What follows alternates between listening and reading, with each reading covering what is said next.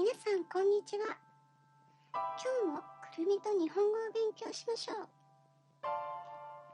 このビデオにはノーヒントとひらがなの2つがあります。時間と単語はこの下にありますから見てくださいね。いろいろな国の字幕もありますよ。いいねやチャンネルの登録、コメント、質問もどうぞよろしくお願いします。皆さんは怖い話が好きですか？私は怖い話が大好きです。日本には学校の怖い話がたくさんあります。皆さんの国はどうですか？今日はその一つを優しい日本語で皆さんに紹介します。これはある学校の話です。ある日、女の子が友達と学校で遊んでいました。夕方、女の子はトイレに行きたくなりました。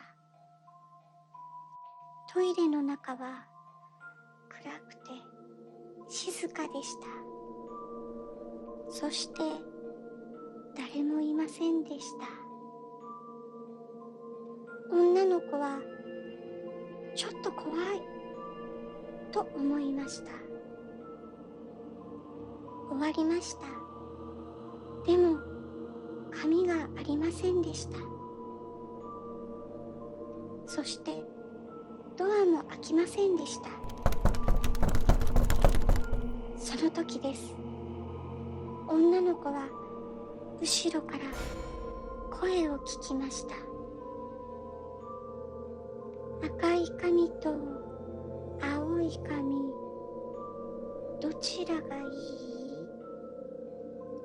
女の子は怖くなりました。トイレから早く出たかったですから。赤い髪と言いました。外では女の子の友達が待っていました。女の子が帰ってきませんでしたから、友達はトイレに行きました。すると、女の子が赤くなって死んでいました。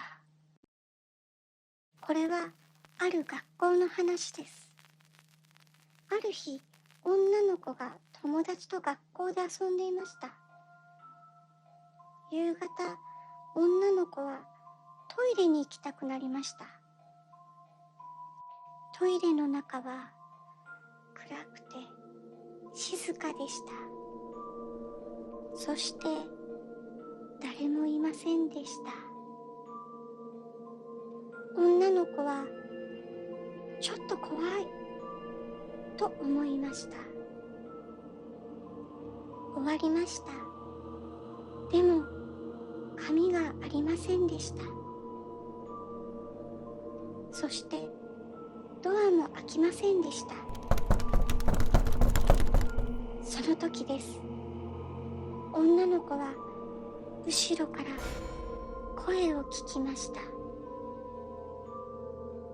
赤い髪と青い髪、どちらがいい？女の子は怖くなりました。トイレから早く出たかったですから。赤い髪と言いました。外では女の子の友達が待っていました。女の子が帰ってきませんでしたから、友達はトイレに行きました。すると、女の子が赤くなって死んでいました。